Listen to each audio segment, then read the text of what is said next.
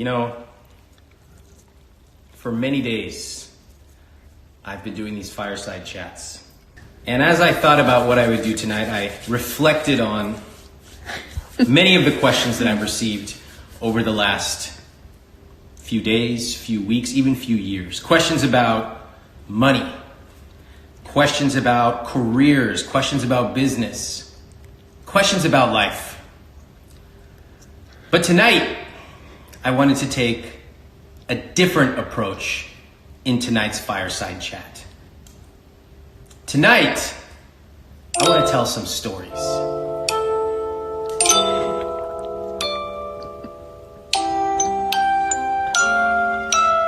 Stories about my life.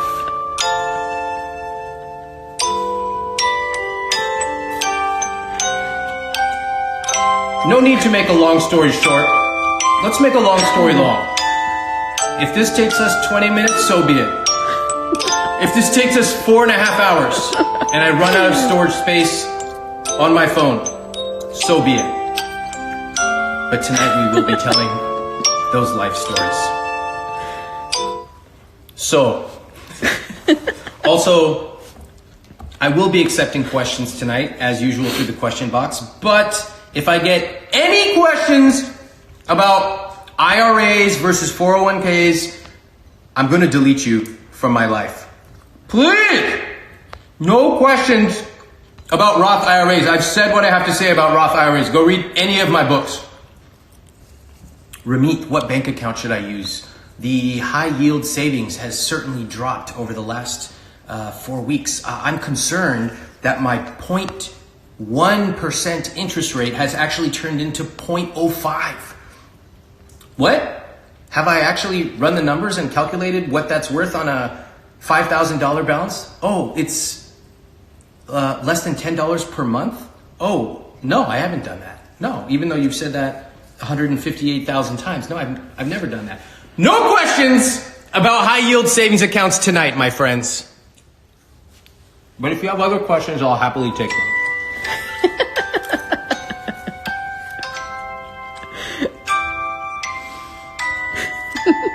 I want to start with a story about not fitting in, because I think a lot of us have had times in our lives where we didn't fit in. Some of you don't fit in right now if you're about to ask a question about IRAs. I'm not talking about you. But I think back to when I was a kid, and we moved to California when I was in 4th grade. And after 6th grade, I went and joined a different junior high. Man, these kids were smart. These kids had gone to a different elementary school than I did. They were way, way more advanced than I was. They'd been doing trigonometry in like 6th grade. I didn't even know what that was. And I was used to being the smartest kid in my class. Suddenly I was like at the bottom of the class. And what's amazing is that some of those friends are still some of my good friends. And for whatever reason, it was cool in that group to succeed. Like you weren't lame, you weren't a loser. You were actually really cool if you got good grades. And also I learned that I suck at math. I suck. My mom tells me that she used to be able to see me coming down when she would pick me up from 7th grade, and she could tell if I'd had a math test because my head would be hanging like this. Now I think she's a bit hyperbolic, maybe she's telling the truth. But I got the lowest grades in my math class. Later on, years later, I remember asking some of my college friends, do you think if you had enough time, you can be good at anything? And all of them were like, yeah, like give me enough time, sure. And I thought to myself, okay, either I'm stupid or you haven't tried something where you just are not great at it. And this is kind of unusual for a guy in self-development to say, because I do believe in growth mindset. But I also believe that you could give me unlimited time and unlimited money, and I would probably never be as good as some of my junior high friends at math. or at directions. Any of these kind of rotational things. So I didn't fit in when I first went there. But what was amazing about being around smart people was they actually bring you up. So rather than people who bring you down, I was elevated by them. Then I think anyone who maybe grew up with ethnic parents probably knows just a general feeling of maybe not fitting in. Maybe you took your Korean or Indian food to lunch and everyone's like, what's that? For me, it was having hairy arms. Look at that. Anyone low on hair, let me know. We can set up an exchange. You send me some honey, which I'm currently low on. I will trade you for 4.5 cubic pounds of arm hair. Let me know. Send me an email. And nobody in my family used the word protein or carbs. We didn't even know what those were. I didn't know what those were till I was in my late 20s. So you discover these little things that your family's different than others as you grew up, especially if you come from maybe a minority culture. Anybody here have that experience? Like, what is it? It's you eat different foods. If you live in New York, you don't have a summer home. What do you do on a Sunday? You just go to a family's place, and that's what you do. There is no alone time. It's family time. When I went to college, I remember that there are very common majors.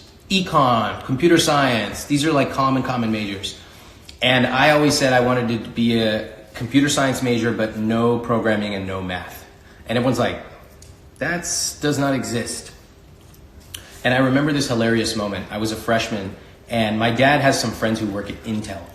And he's like, hey, do you want to try to get an internship at Intel? And I was like, yeah. He's like, send me your resume. So I sent him my resume. He forwards it to his friends. And just by chance, I opened up the email attachment. He had sent it and BCC'd me. My son is, available. He's a Stanford freshman, whatever. My dad changed my major from STS, Science, Technology, and Society, on my resume to computer science. I'm like, Dad, I can't program. I don't know anything. I don't even know if then. He changed my own major on my own resume and then sent it along. I was like, ah. So, for anyone wondering, do your Asian parents stop once you get into Stanford? The answer, well, there's your answer. Fortunately, after I showed him some of my math scores, he finally, that and my inability to do Legos or Lincoln Logs, I think he's accepted. Dad, sorry. So anyway, going to Stanford and then doing all these weird majors, and realizing the higher up you go in life, it's not like one day somebody magically just decides to be different. Actually, we've mostly been following the rules our entire life. And to get into certain institutions like a Stanford or a Bain, BCG, McKinsey, the people who are there actually are really good at following rules. So I found myself, I was trying to do all these weird things. I did research, as a freshman. I was trying to do all these organizations and clubs. And there are a lot of amazing people and incredible opportunities. But I also found that the world pushes you to be vanilla. The world pushes you to major in econ, at least there, and go work at these 5 companies, and then go to business school, and then blah, blah, blah. And I was like, I think I have a pretty good resume. I don't really want to do that. When do I get to stop chasing the resume? And again, just another tiny example of not fitting in.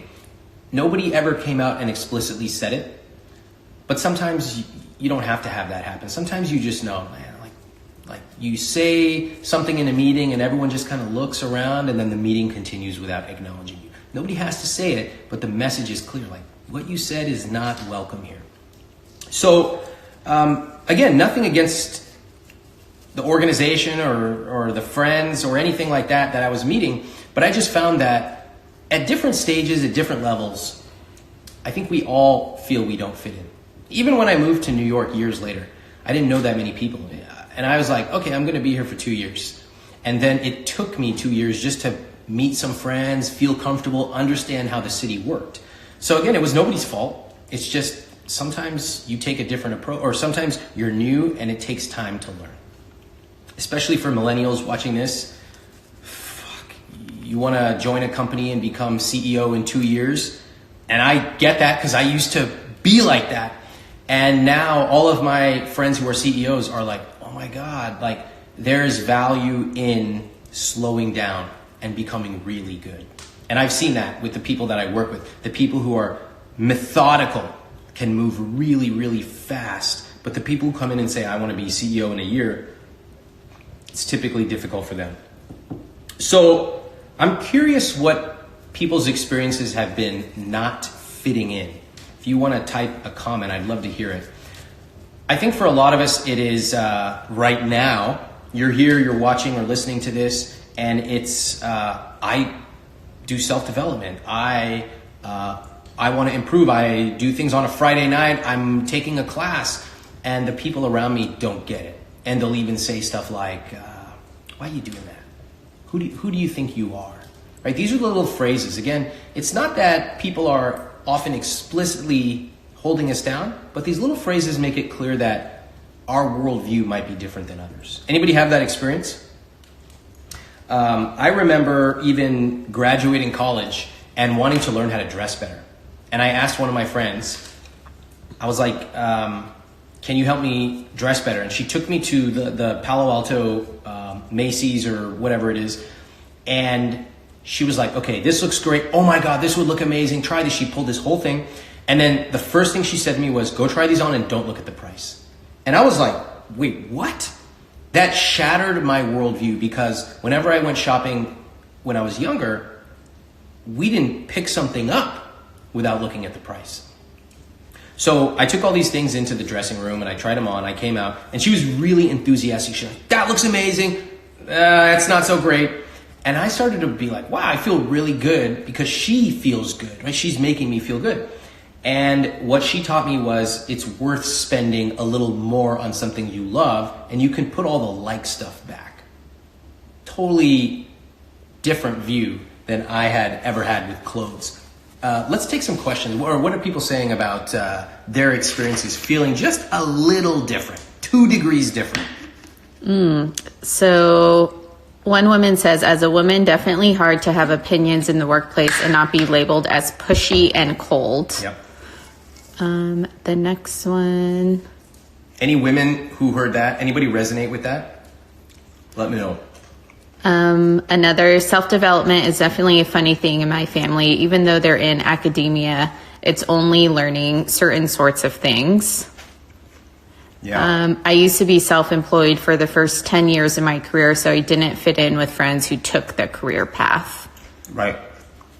Now I want to point some things out because I have taken a different path with a lot of things. And if anything, if I'm proud of anything, it's not that I have a good job. I feel like that was a given. I was raised by 2 great parents.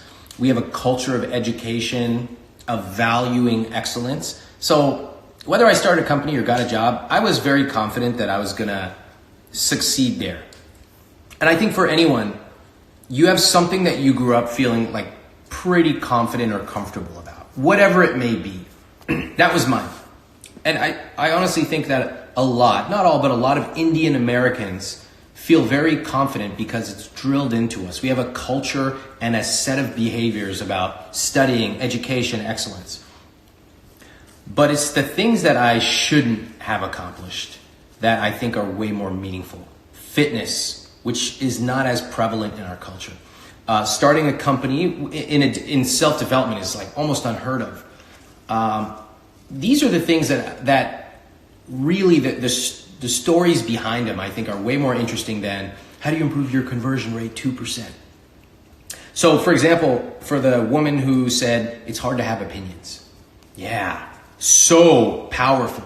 How many women do I know that post on Reddit, on Ask Women, or a variety of other subreddits, talk at work, in different workplaces, and basically commiserate that they feel a certain level of judgment around opinions. And from the outside, it's really easy to say, just speak up. But there are a series of explicit and implicit things going on that you would not know unless that was you. So I really resonate. And the more I've gotten into self-development, the more I've heard from people who are actually kind of open about it now, who talk about it. But with that said, I still do challenge people. Like I have somebody DMing me on Instagram right now. And she's like, Ramit, how would you advise I have a roommate who won't stay inside. I'm quarantining myself, but she won't. And they live in Canada, and her roommate says that if she stays inside, she's going to become depressed. What would you say to her? So it's so easy for us on the outside to give advice. Of course, to her, it's much more challenging. On a recent fireside chat, there was a woman who said, I have a neighbor who keeps sending her kids to play. How do I stop her from sending her kid over? And I told her, this is potentially risky.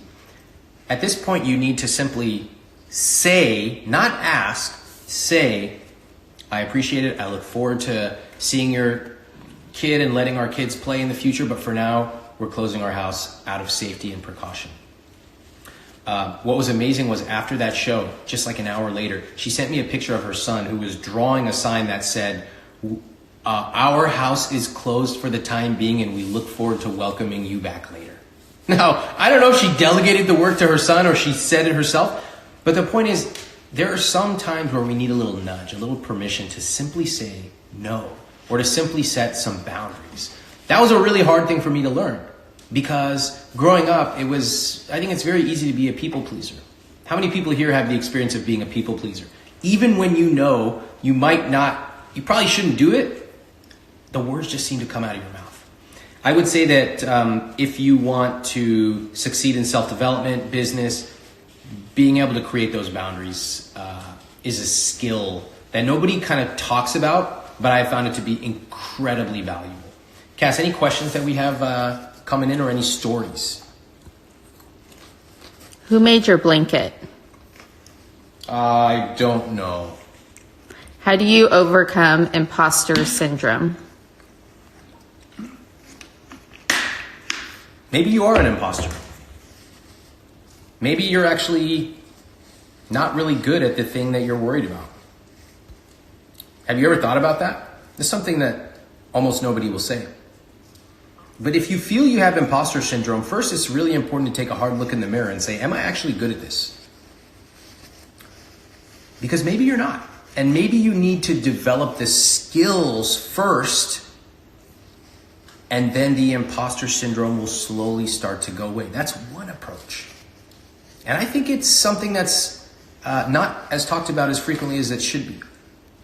You know, you have folks coming in and saying, I want to teach people how to invest.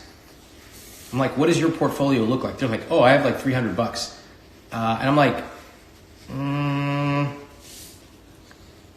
you should feel imposter syndrome. Learn, build the skills. By the way, I'm talking about this as someone who started writing I Will Teach You to Be Rich at the age of 20. But I had money then. I'd been investing for years. And I had learned a lot. And I also did not come out and say, you must do this. There was some of that. I will admit it. And some of the stuff, like I started off my first post ever, August 2004, was banking, budgeting, saving, and investing. I hate at least one of those words. But there was also a lot of exploration. So if you're starting off and you feel like an imposter, maybe that's a sign that you have skills to learn. Now, the second group is a group that's actually pretty good at what they do, and they feel like imposters. That is a different strategy. For that, we're talking about self-confidence. We're talking about realizing that you're being a perfectionist. And as I say, perfectionism is for losers. You don't have to be the world's best. You just have to be a little better than the people you're trying to help. Just think about it. The personal trainer at your local gym, are they qualified to train Olympic lifters? No, that's world-class level training. But they're probably good enough to train grandma down at the local gym. Okay? Same thing for your local math tutor. Can they tutor Fields Medal winners, right? No, but they don't need to. They're not trying to be world class. They're simply a little better than the people they're trying to tutor. So sometimes I think we can shrink the field of play, and that eliminates perfectionism. But I just want to say, the question was about imposter syndrome. And the common answer is, build your confidence, rah, rah, rah, pat yourself on the back. I think that's completely ineffective advice. I think for a lot of people, if you feel like an imposter, maybe you are. And so maybe you need to build your skills a little bit more, right? And that is hard to hear. But as I got better, those feelings started to go away because I saw how many people I could help. And so finally, my final point with imposter syndrome is it's a very selfish feeling. You're sitting here spinning your head, oh, I'm an imposter, I'm not. But all the time you're forgetting to actually help people. And if you take yourself out of the equation, you help people, you focus on them, you fall in love with your client or your customer, suddenly you become less important and your client or customer becomes 1,000 times more important. That is how you get out of it. All right. Okay, I got a story that I want to tell as part of Ramit's story time, and then we'll take more questions. Okay. So, growing up, we didn't take a lot of vacations, and our vacations were mostly driving to Southern California to visit family. I went to India a few times. We would never all of us go together. The tickets were too expensive. And also we flew economy to India, which now that I think about my mom or dad taking however many kids would go at once, it is crazy for a 22-hour flight. Anyway, as we got older, my mom dreamed of taking an Alaskan cruise. What is it with moms and Alaskan cruises? Every mom read the same magazine article and they all want to go on Alaskan cruises. I don't understand it at all. And it's not just Indian moms, it's every mom. So my mom's like, let's go on an Alaskan cruise. We're like, okay. So we went on this Alaskan cruise. It was awesome. And we got off in, I guess it was Anchorage. And whenever we went to any kind of place, my dad was hyper frugal, hyper. He would never, I'd never ordered room service until I interviewed at a company in college. We would never get any package offerings ever. My dad was stacking AAA and whatever state discount, anything. So these cruise ships, they have these experiences that they offer, like a local tour or go fishing, whatever. My dad's like, no, I got this. So we get off the ship and he's like, wait here. We're waiting in just a park or something. And he goes over to the visitor information center. He comes out 25 minutes later. This is a 3-hour stop. So 25 minutes later, he comes out. He's got a big smile. He's like, okay, come on over. We're like, okay. So we walk 3 blocks away. Now we're away from all the tourists, all the jewelry shops. And he goes, come over here. I found the tour. We're like, all right. So we get on this bus and we're sitting in the bus is taking us around and we're looking around. It's pretty cool.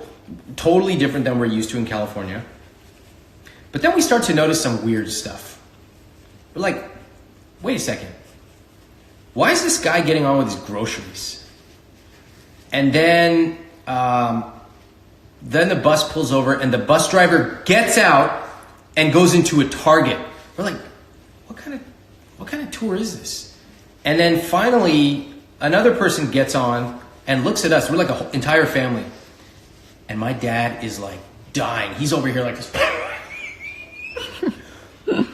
My dad took us on a city bus that cost 25 cents per person. That was our tour in Alaska. Thank you, Dad.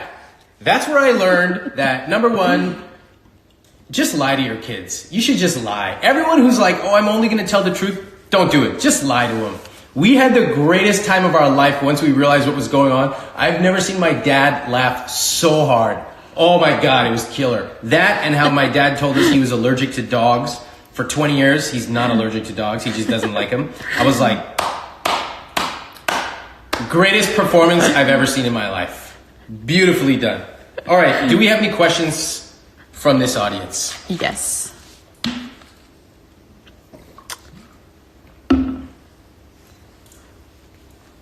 What is one new skill you're currently working on learning related to your business or not?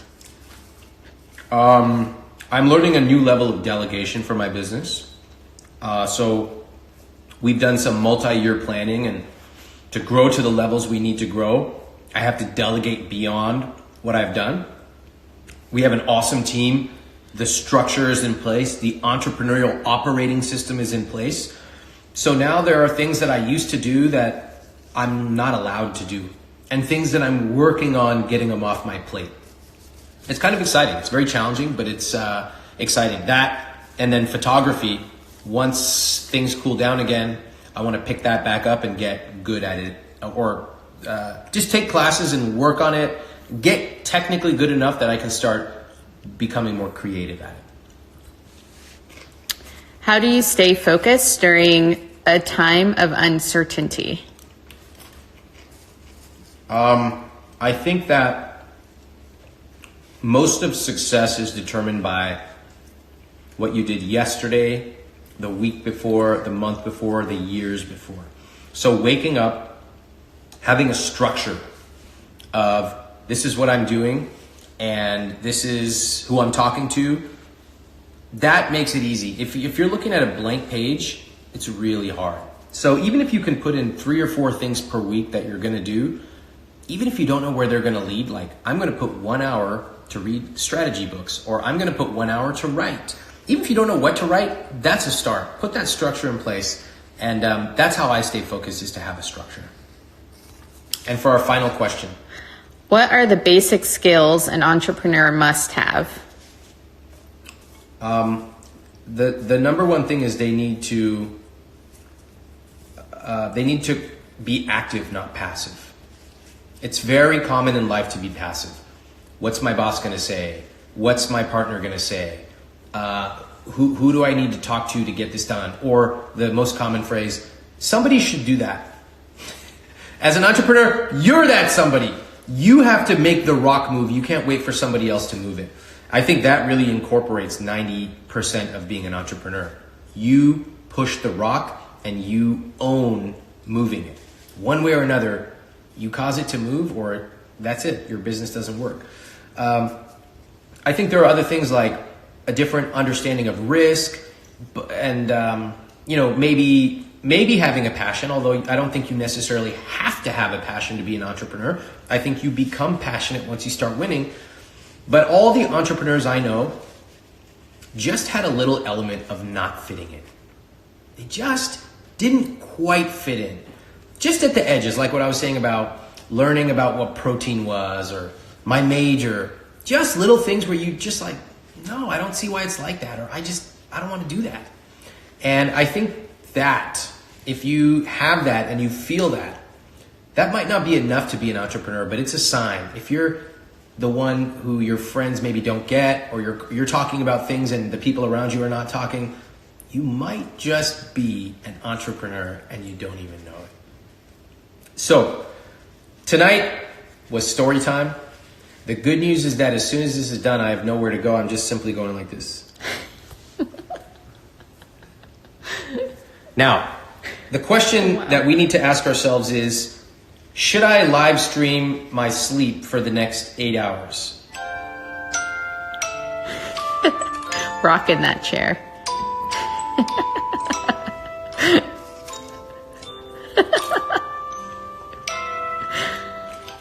I'll leave that question open for now. I want you to tag a friend and tell them, I don't know what the hell I just watched. I don't know what this guy's talking about. Actually, don't even tell them to watch this, because what are you going to say? How are you going to convince them to watch this? I have no idea. Tag a friend if you want to. If not, what can I say? I wouldn't blame you. I'm here tonight and every night doing these fireside chats. And as you can tell, I'm going to have some fun with this, right? There's only so much we can sit here and talk about money or business every single night. And I'll do that. I got a lot of questions from you guys about what should I do with money and what do you think about this and that. I'd love to come here and talk about that. But I think one of the things that I loved about creating my business for the last 15 years is I get to talk about what I want to. I love that. I feel like I have so many things I want to talk about. Fitness, business, what's on TV, how you guys think that Cholula is spicy. It's not spicy. Don't ever bring that to me. I can talk about this forever. And I will. I'm going to talk about this all day, every day. That's the beauty of creating a business like you want. So,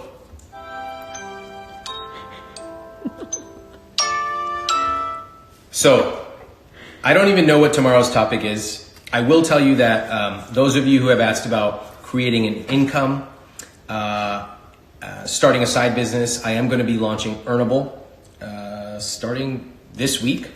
So keep your eyes open. I'm getting tons of DMs, emails, tweets from people. Basically, people have a lot of time and a newfound interest in self-development, in taking control, whether it's about their money or their job or their business. So I love that. If you have ideas for a fireside chat you want to send me, send them. Send them over. I'm listening. I'm actively planning my next fireside chats, and I would love to help you out whatever way I can. If you want another amazing video highlighting excellence in the Indian community, check it out right there next to me. I think you'll enjoy it. Continue to believe, and I'll see you there.